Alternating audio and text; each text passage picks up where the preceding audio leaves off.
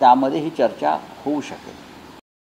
तर मोदींनी फक्त असं म्हटलं होतं की कोणत्याही नेत्यांनी युद्धामध्ये मध्यस्थी केली, त्याच्यानंतर हा टेरिफ लावण्यात आला. बघा, ट्रम्प या देशाच्या प्रधानमंत्र्याला जर फाट्यावर मारत असेल किंवा देशाच्या सरकारला फाट्यावर मारत असेल, शब्द कापायचा नाही हा संसदीय शब्द आहे आणि हा शब्द लोकांना कळतो.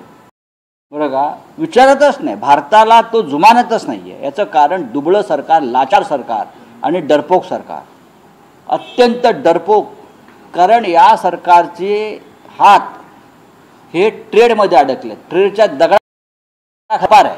त्यांना फक्त काही उद्योगपतींचा व्यापार जो अमेरिकेत करायचा आहे, जगात करायचा आहे, त्यासाठी हे प्रेसिडेंट ट्रम्पची दादागिरी सहन करतायत.